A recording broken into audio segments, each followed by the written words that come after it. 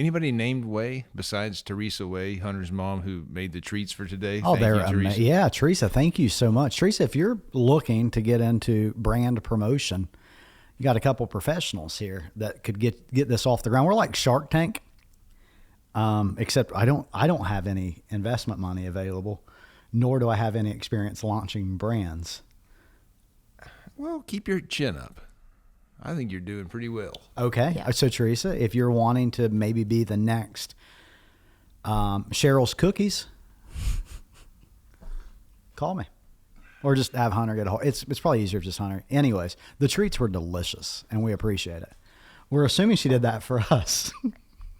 Yeah, right? She did, I assume. Hunter? Just say yes. Yeah. Well, that was really nice out of her. Thank you. Yes. Christmas come early. Yeah. This will be here after Christmas. Probably so, but wouldn't a lot of people probably want to binge watch it over their Christmas break, try to catch all the episodes? Good. That's how I'm planning on spending my time with my family. Hey, I'm going to be positive. There's worse things you could watch. Oh, yeah. Aren't there? Well, for us, there are. I'll challenge the listeners. See what the worst thing you can find on YouTube to watch. If it's us, just don't mention it. Don't tell us. Yeah. But it might be. Well, I'll tell you, I don't have the ability to speak much to our previous work, but I can tell you our future work is looking really bright. You know why? Up and to the right. Special Kate guest. Colclough? Kate Colclough is in the studio. Welcome in, Kate. Hello. Yeah, thank you for having me. Man, the studio audience is hot today. They are making me ready. feel welcome. Yeah. There's a lot of energy in the room. There is. Yeah. I'm feeling a little bit of extra pressure right now. Yeah, that could feel be that? That could be the and coffee. excited energy. Yeah. Well, Kate's here. Kate, welcome to the studio. How are you? Thank you. I'm good. Good. Well, thank you for agreeing to come on. We've been planning this for months, so I was glad I was able to work it out. Bit of a lie. I did ask Kate yesterday if she would come down and be on the podcast. Is that true? Yeah, and then he sent me an email that said, hey, so podcast is tomorrow. See you then. And I was going to be real upset just because, I sent that today. I sent it this kidding. morning. I sent the wrong. Yeah, I sent the right date, the wrong day. You did. It's a thing. I'm not. I was like, man, I washed my hair today. Like, Wait a second. When did you know you were going to do this? Yesterday I asked her, but today I sent her the formal, like, here's how you get there and what you do. And it had the wrong date. It had tomorrow's date on it. You know what? I just roll with the punches, guys. Yeah. It's all good. We forgive him for a lot because you'll see he'll carry the show. Yeah. I just kind of show up and I bring a silly game or something. He actually does all the work. He makes it life easy, so don't worry about it. Well, too often we focus on me on this podcast. Today I'd like to spotlight my friend Kate. Great. So, Kate, let's do the basic stuff. Who are you? Where are you from? What do you do at Village Caregiving? So I am Kate Colclough. Okay. I am my official title is Compliance Director. Wow. Which is a very fancy title. Yeah. That really just means a whole lot of different things, kind of. But the big thing that I do, broadly speaking, is make sure that all of our offices are operating legally. Okay. Whether that's working with Secretary of States or our licensing, credentialing, all that kind of really fun, riveting stuff. I'm from Huntington, so I'm from here originally. I went to Marshall. And then I went to WVU for law school. Okay, cool. And so what happened between law school and Village Caregiving? How did you end up at Village Caregiving? A lot. Okay. So I graduated law school in May of 2022. Cool. And I landed at a big corporate defense firm here in Huntington, which was about as different as you could get from what I thought I would be doing after law school. I see. Which even law school wasn't what I thought I would be doing. When I was in law school, I did a lot of public interest work. So I did a lot of family law, working with abuse and neglect, things like that. And that's what I wanted to do when I graduated. But not a lot of opportunities in our market to do that. And so the opportunity that did present itself was this firm that I was at here in Huntington. Learned an absolute ton because that environment is just very unique. It's a lot of pressure. And I just wasn't super fulfilled in that role. I was there for about 10 months. which is funny because I was just listening to Anna's pod the other day, and she talks a lot about, I think, fulfillment in her job. Even though her whole life she kind of wanted to be a nurse. And when she got into the role, actually, it was very different, I think, than what she expected it to be. And that was kind of my experience at the firm that I was at. Was when I got to law school, I was like, I could be good at this. Like, I think I would really like this. And there were parts of it that I enjoyed. I liked all the behind the scenes work, the researching, the writing, reading. I was an English major at Marshall, so that was kind of old hat to me. But I mean, I was not fulfilled at all. I felt like I was just treading water, like make it through every day. Not to get too deep, but that was kind of my thinking. So in the spring of this year, kind of made a decision to leave that job, which was kind of stressful in and of itself. Sure. But had really no plan about what was next. But thankfully, I had a supportive, boyfriend, family, and they were like, "Look, you'll figure it out." And one day, I saw an Indeed posting for a compliance position, which seemed kind of like the perfect fit for me because I would get to use my legal background, but not be the traditional kind of litigator. And then the more I read about the company, it was like these 3 guys that went to St. Joe. Well, I went to St. Joe. And it was these 3 guys that went to law school and somehow ended up running this company. So clearly there wasn't like I have to be a traditional litigator, Sure. role. So there were all these kind of similarities that were lining up. And then the more I researched it, I found like every person I was talking to, I was like, oh, I applied for this job. And they were like, oh my gosh, Village Care, they're that little company, which was a lie, but they're like, they're that company in Barbersville, like they're growing like crazy and they work with veterans. And I was like, man, I really hope like I get to have an interview. And Sure. in August, Matt Walker calls me, and I remember I was sitting at Starbucks here on 5th Avenue, and I was so nervous because the number came up. It was a Barbersville number. I was like, oh, this is it. Yeah. And it was like I was talking to, I hate to say friend because he's like my boss, but that's what it was. It was just, and anybody that knows Matt Walker, like, he was just so kind and so nice on the phone. And he immediately kind of legitimized, like, all of the things that I felt insecure about at that time, like not being a traditional lawyer and wanting to do something different. And anyway, Zach Wellman called me like 2 days later and offered me the position. And that was a really long story, but it was a long road, but it was. It's funny. I was here during all of that, and there were pieces of that I remember, but I wasn't part of your process of coming over, and that was a different department that was handling the recruitment for that job. So we came to work together when you came down, worked at Village Caregiving. You started working at the time at the Castle. I was at the Castle. So we were around each other for a brief amount of time, but you were in a new position. You were new to the company. A lot of new people was at the office, so we didn't really get a chance to know each other. This is honestly to work at the home office.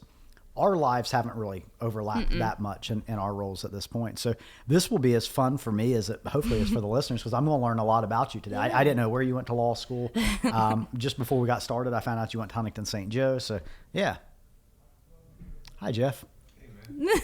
How's He's it just going? taking it all in over there.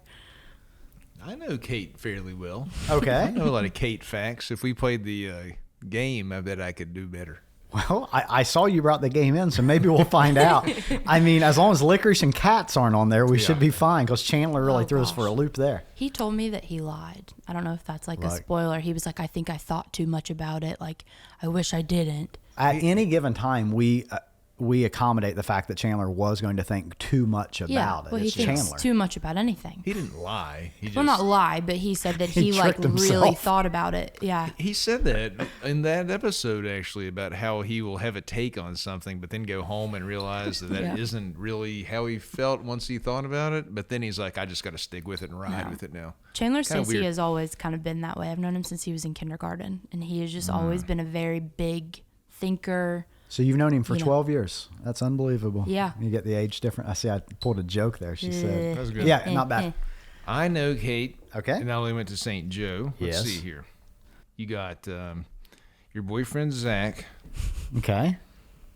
your dog that you love, Hurley, Yes. Okay. At what point does this get weird? But let's keep going. I know. I was going It's to some say. kind of a German Shepherd. Yeah. Is it pure German Shepherd He's mixed with? half German Shepherd and he's half lab. The brain is all lab. He just looks like a German Shepherd. Okay. I know. We can edit this out if it's too personal, but because you're a type 1 diabetic, Yep. which obviously is a massive part of my life. Yeah. I don't even know what it's like to live in a house that's not full of them. My father, father's father, father's brother, father's brother's son, my wife, my son, all of them type 1s. It's crazy. So I can have these discussions. We had one yesterday in the We kitchen. did. It's like, are you on Novolog, Humalog, Fiasp? You're on a brand new I thing. gave you like never- a whole different one. Yeah, we'd never even heard of it. Neither one of us, to be honest. Yeah. I'm sort of a diabetes expert. I mean, I know people have reached out to you when they're looking for advice Yeah. and said, Jeff, what should I do? I always go to Jeff when I have I've been a diabetic since I was 14, but I always go to Jeff. Sure. And What ask was- him my Some go to a nephrologist. Yeah, some do. Some come to me. Yeah. Now let me ask this: what was the disease that we discussed a couple weeks ago on the podcast? The mild to moderate Plaque psoriasis? plaque. So between type 1 diabetes and plaque psoriasis, that's really a unique specialty that you have. I'm going to hang a shingle. Jeff Stevens. No, I can't say MD. You cannot say Might MD. No. be a That's lot a Just really kind there. of It's a new general way to get canceled. general thought, not even advice, just general thoughts Yeah. on medicine and ailments. Yeah. But anyways, I relate to her a lot about her type 1 because that's something that's pretty unique, actually. Yeah. And there's a lot of challenges that come along with that, and I'm very familiar with those. So we've had a lot of talks about that. Okay. I know you're going to ask me, well, we'll leave that, my favorite memory of Kate. He likes to put me on the spot Oh, with that gosh. question. Okay. I'll save it. Yeah. No, save that. Keep that. But anyways, no. Great person. I love working with you. But, you. it's a true thing. I'm kind of in the same boat as Aaron in terms of our work not overlapping that much. So when Matt reaches out to you, I remember you came in, sat in what's used as the conference room there and had a meeting with he and Andy, right? With Yeah. him and Andy. And I popped in to just say hello and introduce myself near the end of it. But in your role, which I do want to hear more about, Yeah, and how it absolutely. fulfills you is just my real question. Yeah. We can talk about that. I just anticipated that we weren't going to have that much overlap because you were going to work so closely with Matt and Andy on those types of licensing issues and regulations and things. Yeah. So, it was, they were, of course, kind of some advice on hiring the position and collaboration and talking about it. And I was like, you guys are going to have to pick who makes you happy because you're going to be the people that work with her all the time or him. And so you obviously impressed them. And what'd you say? 2 days later, you got the phone call from Zach? Hired? So, Yeah, I had a phone call with Matt, and then he was like, all right, I'm leaving for London. I got to go. I'll be back in 10 days. And I was like, okay. And then 10 days later, exactly, he calls me. He goes, hey, can you come into the office? I know it's a Saturday, but I want you to meet Andy Hess. I was like, yeah, okay. I was like, drop whatever I was doing, got ready, went up to the Barbersville office. And then I remember it was 2 days later because I was going to Myrtle Beach with my family, and I was in the car when Zach Wellman called me. So well done. And just yesterday, we were in a meeting yesterday afternoon. Remember, in Andy's. Yeah. Andy kind of thinks out loud sometimes, and he was like, I know it. and he's also, because he's so good at so many things, he wants to kind of keep control of a lot of projects. And you are always, I assume, willing to say, hey, I can help with that. Yeah. But that's hard to let go of some of that and delegate.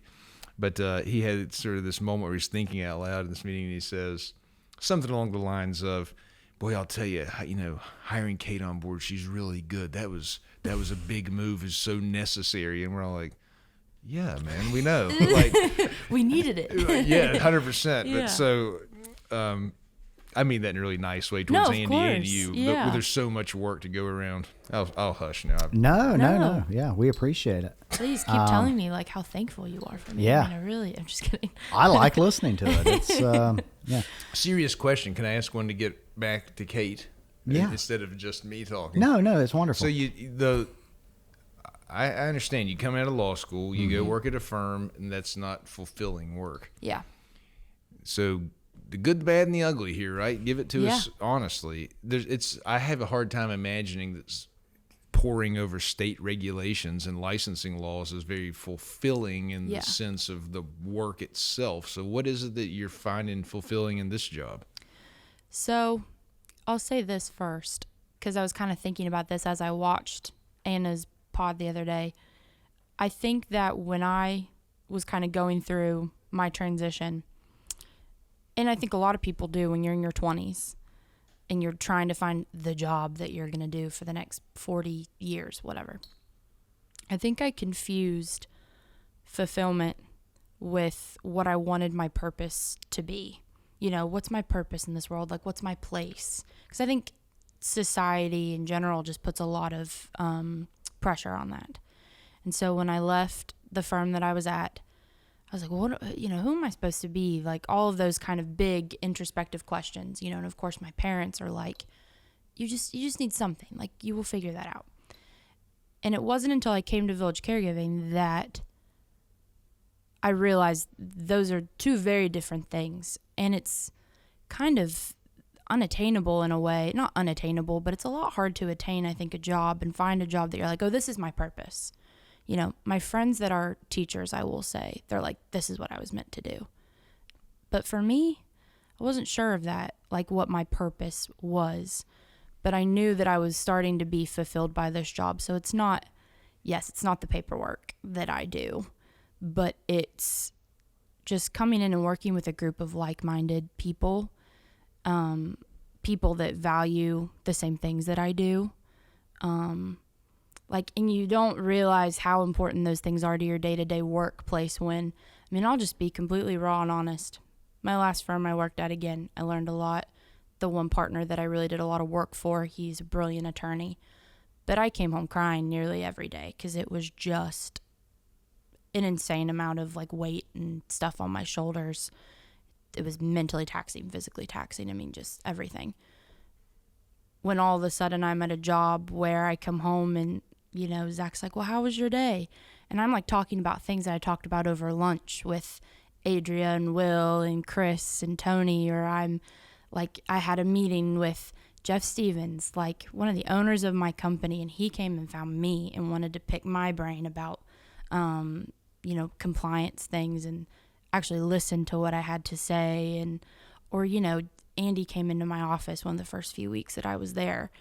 And again, we know how we love Andy Hess, but we know how he can be. And he was, again, thinking out loud, but he was like, I just want you to know, I appreciate you and you being here. And I know I haven't been around a lot because they were doing all the ADP stuff and, but you're doing a good job. And it was just little things like that when you don't have that in a job, especially when you're first starting out, you don't realize the value of that and how much that fills your cup up, fulfillment.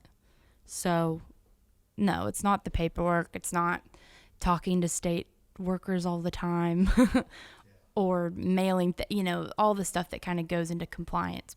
It's really just the environment. We talk about company culture all the time, and I know you guys do on this pod, but that's what it is. That's what's fulfilling, What a great answer. Where do you get this wisdom from? What is going on?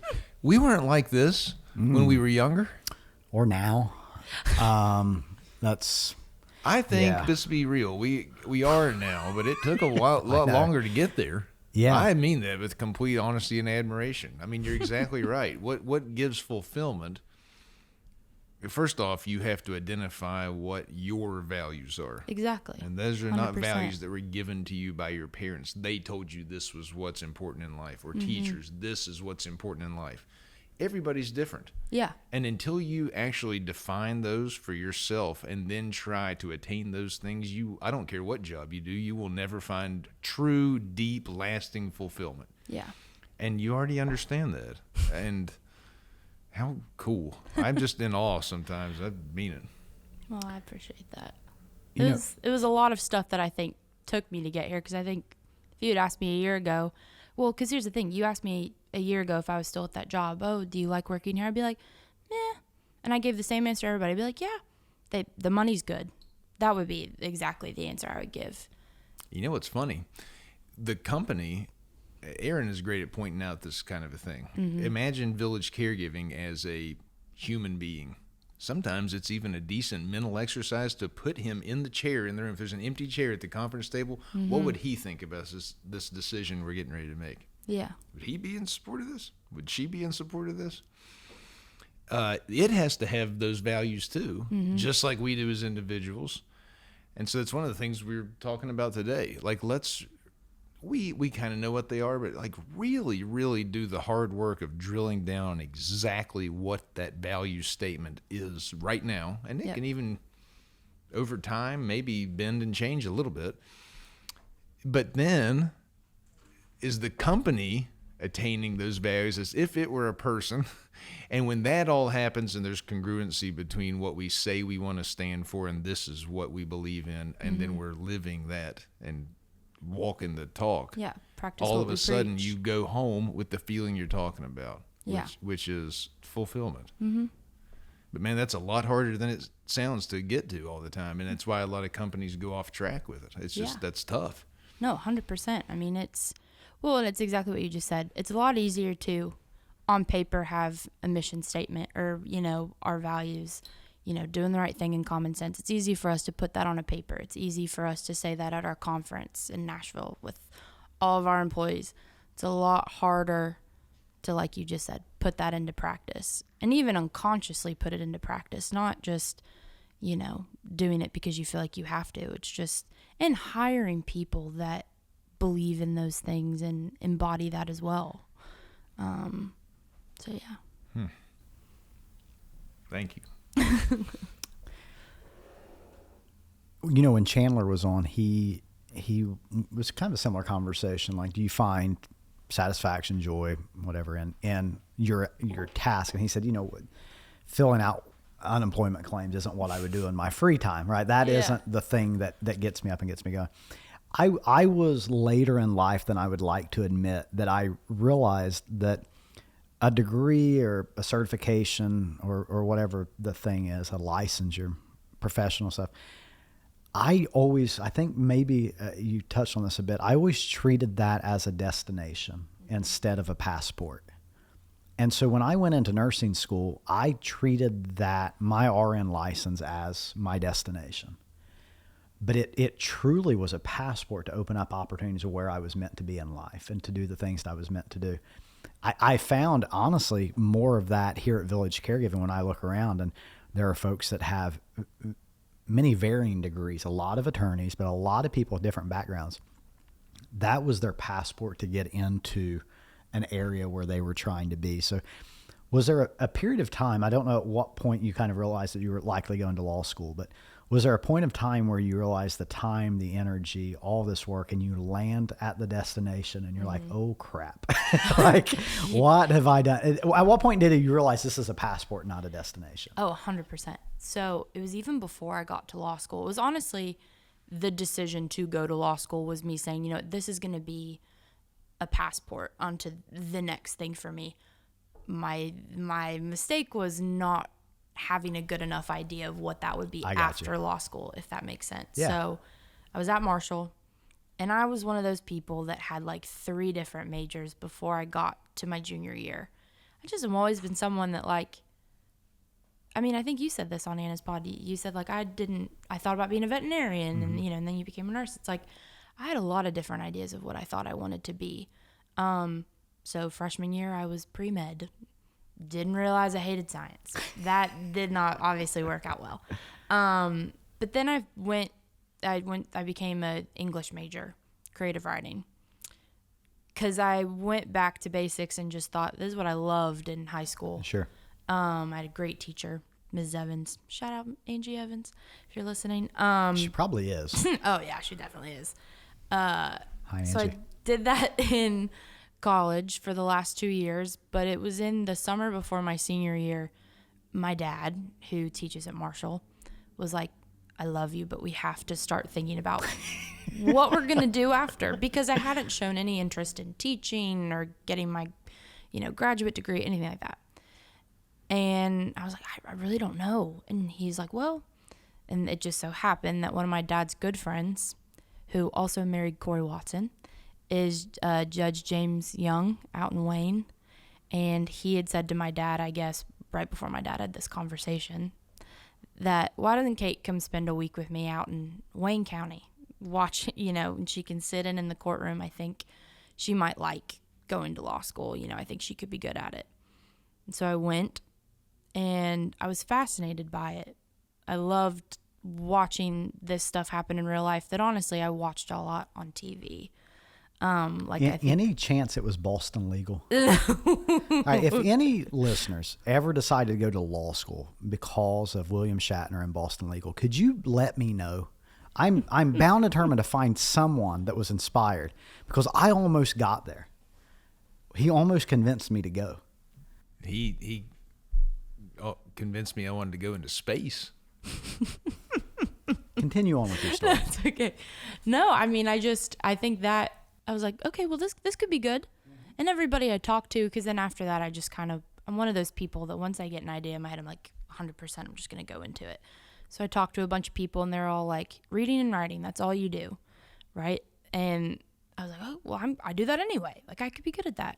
And I took the LSAT, did all right, got to WVU, did well in my classes, but did not think about much, just about kind of who I am as a person and how that's going to translate to me being in a courtroom. I see. And kind of that, person v. person, how comfortable I was going to be with that, how confident I was going to be with that. So I guess the answer to your question is, when I decided to go to law school, I realized law school would be kind of my passport to something else. I see. But then I got there and went, oh, I don't know what that other thing is going to be. So. Cool. Ditto. Yeah. I even practiced law for a little while. Yeah. Afterwards, I got out. I mean, I was in courtrooms trying not to mess up, but yeah. We're still trying to get a couple people out of prison because of that, but it's fine. It's I never had anybody. A couple appeals to the Supreme Court. Finish that statement if you don't care. Okay, well, I did public defender work, so they were all already in jail to start with. But I never was responsible for, I think, He putting never made anybody the situation worse. yeah, right. No, that's fair. Well, cool. So, a light question. What's been your favorite memory at Village Caregiving so far? Oh, gosh. Ooh. There's many. I think a recent memory that I love, which literally happened yesterday, was, so Jeff Stevens, lovely Jeff Stevens, his office is right below mine. Okay. And the boards are about that thin. Yeah. And I'm not going to recreate the singing that I heard, but it was quite loud and vibrato, and it was a Christmas carol. Wow. And I was like sitting up there, crunching whatever I was doing, and all of a sudden and that happens sometimes more often than you think. Yeah, I had the privilege funny. of working above Jeff for about a year, and I've been through many piano performances. Uh-huh.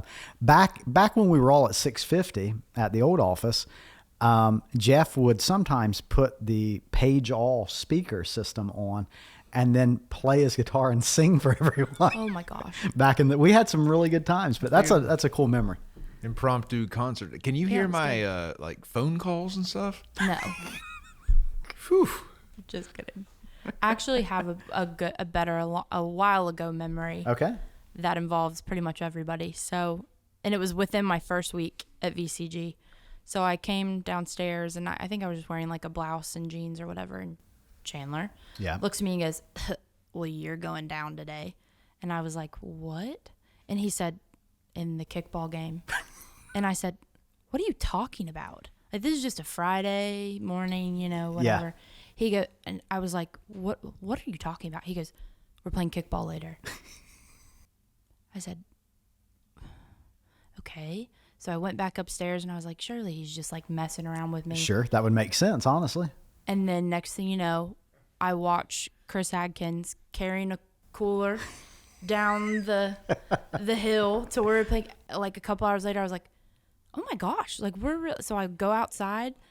Freaking David Job is lacing up his he brought his cleats. That's true. Zach Wellman didn't walk right.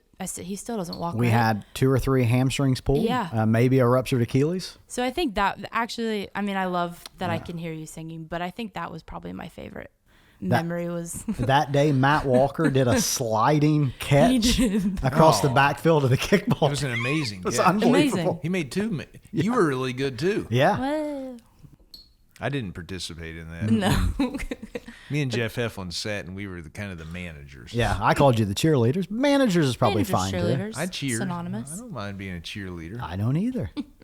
Yeah, that was a great day. That was a great day. VCG field day. Yeah. Yeah. There was grilling out and everybody getting to know each other better, and a kickball game, and Yep. got really competitive. Yeah. And then everybody's kids came, you know, out like after school, which again, that was another thing. I was like, no other workplace that I've ever heard of or obviously worked at, I was like, is it just so family oriented too, that family like really is a priority for everybody that works there?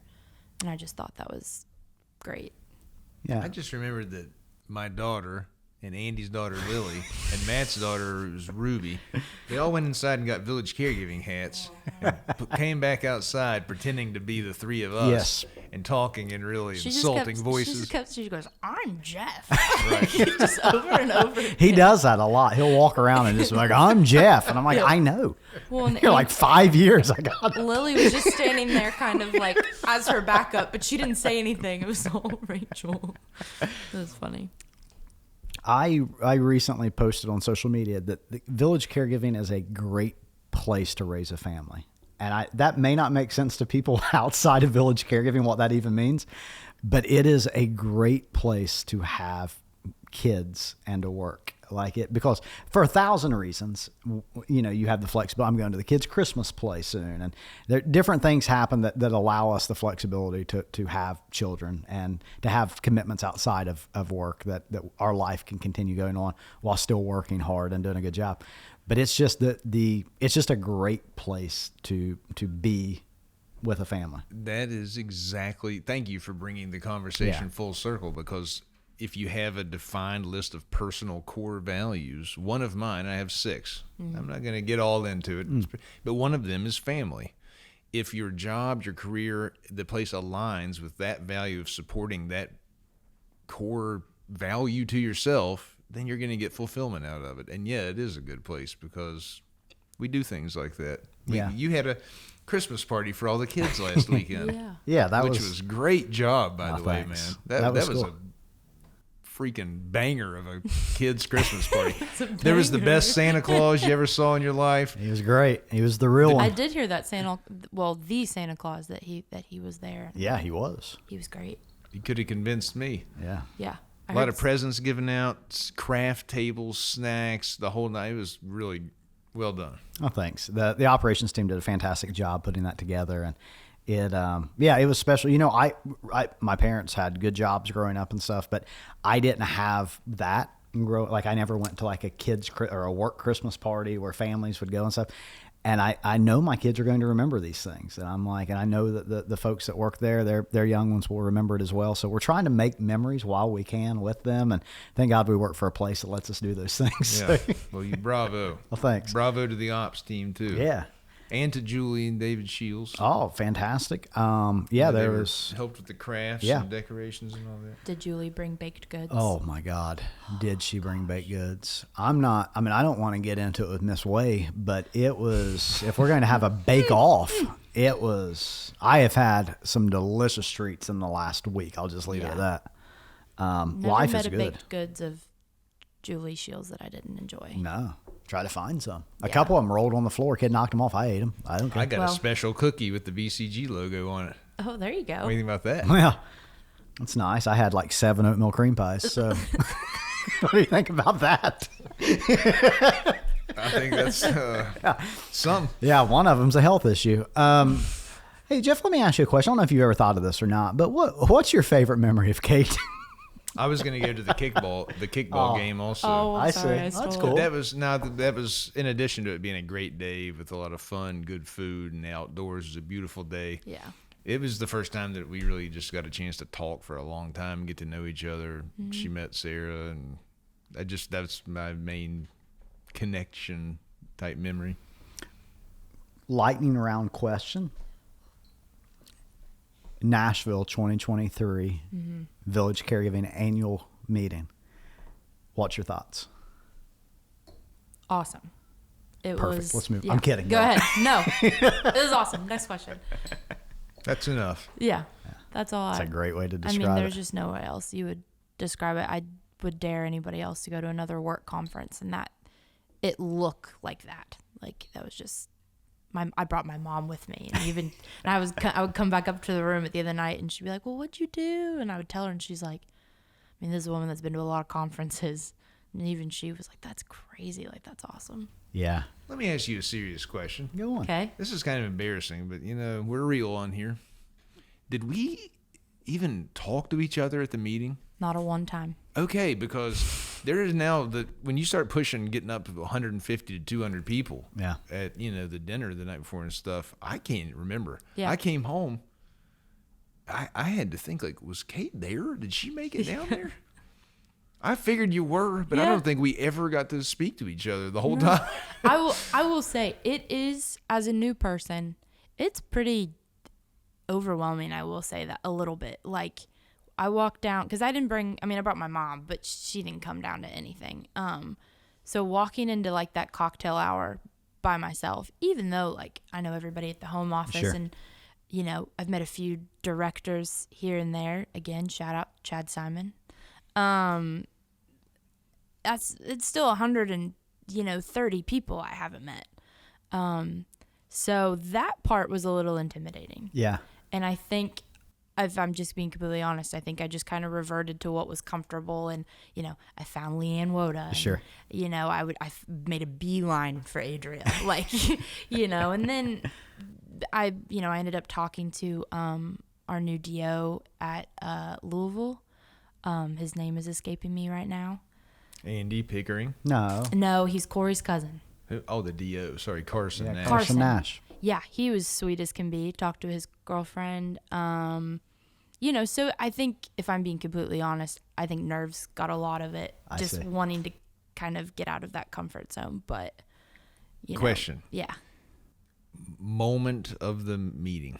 So each night I have a journal practice and I put moment of the day. You're not allowed to think too much about it. What's instinctually? What was the moment of the conference for you? The first lady that won Caregiver of the Year, without a doubt. Patrice Bayless. She cried when she got that award. I told Corey after it, I said, like, this is why we do what we do. Us at the corporate office, I feel very far removed from kind of the actual work that Village Caregiving is. And watching her get her award and just how much emotion that she had in her story, I was like, this is really what we do. Like, this is Village Caregiving, that right there. Amen. Yeah. Me too. And Patrice was really moving in that way. Mm-hmm. We gave 3 caregiver awards, and so the second was to Brenda Blackburn. Great person, great speech she gave. Mm-hmm.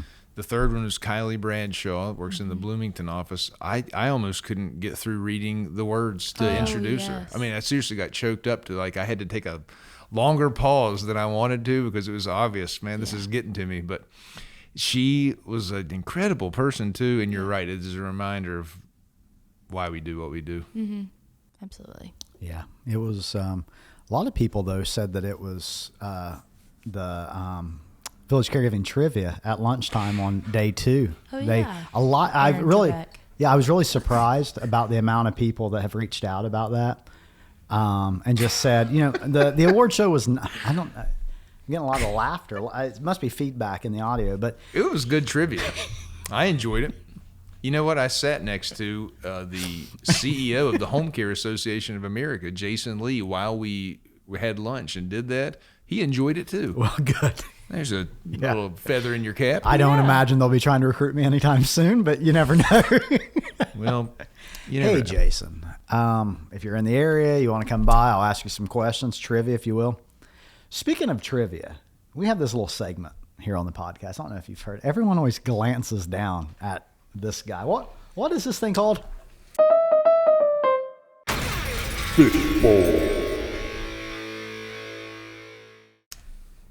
Fishbowl.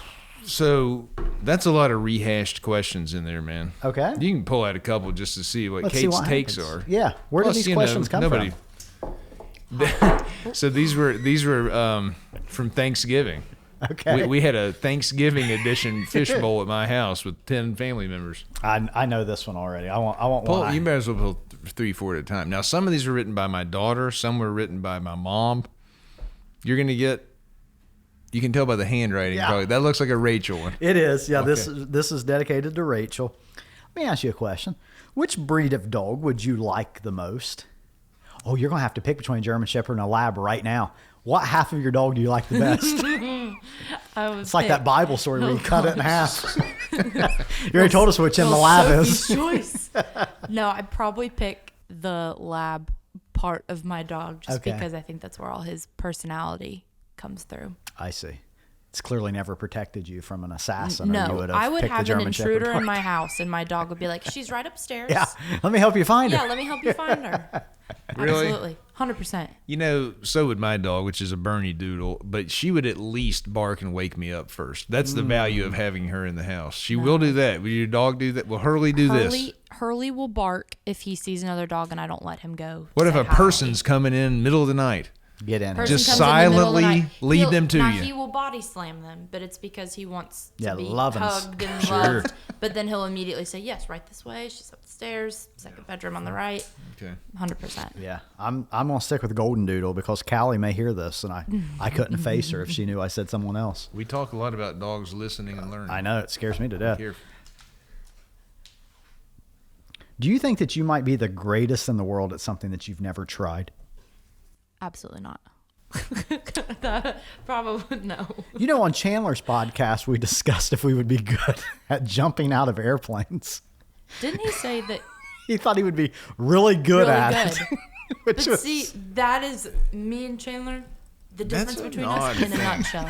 You know, equally as odd, though, is that you said Yeah. that you thought you wouldn't be very good at it. I don't know how being good at skydiving factors into it. You just Survival, do it or you yeah. Jump, don't like you? I said, it's generally the landing that gets you. So I think anyone's good at jumping out of the plane. That's, I mean, good or bad. I guess, you know, I mean, God forbid, you know, you don't jump well. I guess that's, you failed at that. But people that are good at landing after jumping out of planes are the real heroes. They are good at it. Yeah. That question is aimed at. Yeah. Listen, with any elite athlete, actor, actress, any kind of talent, that takes thousands of hours of the right kind of practice and hard work. Yeah. But you have a natural predisposition to things. Michael Jordan was always going to be better at basketball than the average feller, Yeah. whether he worked that hard at it or not. I wonder if you have any natural predispositions. You just never happen to try it. Yeah. I don't know. You could have been the greatest newscaster that's ever lived.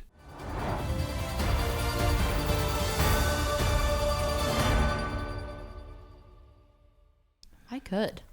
Probably could. I don't know. I'm selling her on this I was idea. very nervous see. before this podcast, so I don't know if I could do that. No. You've done great. And I was thinking about this earlier. When you have these people in, like, say, Silicon Valley that are coming up with new technology. So they're graduating from Stanford and they're in the tech side of product development. And then you have like some kid in the middle of Iowa that comes up with this life-changing deal. Next thing you know, it's whatever, the next Twitter. And you're like, well, how did he get that? And these entire think tanks didn't. I didn't have that yet. And I keep waiting that maybe it's like you have to play the lottery to win type That's thing. like a lightning strike Yeah. event almost. I mean, yeah. All right, well, Let's ask one more. Rachel did a good job with hers. Yeah. Let me ask you Me, one not more. so much. This is going to be, this is a good question. Do you ever fall down? All the time. Did you not see what I just... I mean, I'm just not very coordinated. Like, I just spilled coffee all over. What do you think the furthest you've ever fallen down is? Like, have you ever went down a full flight of stairs? Not a full flight. And I was... I'm being completely honest. I have a scar on my chin. Okay. You guys can zoom in on it. I'm just kidding. I was a year old, and I was in one of those, like... I don't know, one of those things that the baby sits in and they're surrounded by toys, but they can walk, and just went right down the stairs. Wow. And I've been clumsy ever since. Yeah. What do you mean you fall down a lot? How often? All the time. What? Like, I've gotten very good at concealing it, but I fall. Daily? Not daily. I think Weekly? weekly. You fall down once a week. I think you have a health Yes. condition. I do. It's called Yeah. diabetes. I'm just kidding. Is that related to it at all? No. Yeah, I think I'm losing just consciousness and falling are two different I'm things. just How much incredibly do clumsy. you drink? Not that I'm joking. much. I don't No, even want to I'm get it. just, I don't- I'm not very coordinated at all. I mean, and I've never been. You fall down a lot? I mean, not to that frequency. I don't know that I get a fall a year. Like, but I'm like talking like I'm weed eating a bank backwards and I'll like trip. Like I'm generally not just like moving down a sidewalk and I find myself. No, I'll tell you it what. could be completely flat terrain and I will be on my face. We would have got you a shorter chair had I known you were prone to falling. mean- Jeez, this is liability. You know, whenever we were talking about Patrice Bayless, the caregiver, getting the award, I don't know if this was noticeable off stage, but I about took a spill backwards off of that thing. I took one step back and my left heel caught this speaker they had mounted on the back of the stage, and I thought, I'm going down. Had you ruined that moment, Oh my God. that would have been 10 times worse than your That would alarm have been my going moment. off. We would have. I would have stayed under that stage. That would have been my There moment of you the go. conference. Not Patrice, it would have been. Yeah, remember that time Jeff? Remember when he face planted? Oh, that would have Ruined the award show. I'm So actually bad. picturing it now. As she's standing there in tears, Yeah. I just disappear. People would have. You would have Night-night. heard people gasping, yelling. Good night, Jeff. I just pop back Yeah. up from behind. I'm all right. Jeff Heflin administering CPR. Oh, he You're would've loved awake. it. You kidding me? He would have. He'd be talking about it right now. Yep. Well, I mean, that brings us to the end, Kate. You have survived the podcast. I know beforehand you said you were a little nervous, and that's normal. I told her on the way up in the elevator, there's nothing I can say that will make this less nervous, except you're going to do a great job, and you did. So did you enjoy it? Thank you. I did. Yeah, I really enjoyed this. Cool. Well, we enjoyed having you on. We hope to have you back again soon, okay? Okay. Awesome. Well, Sounds good. cheers. Agree. Thank you. Cheers. Cheers.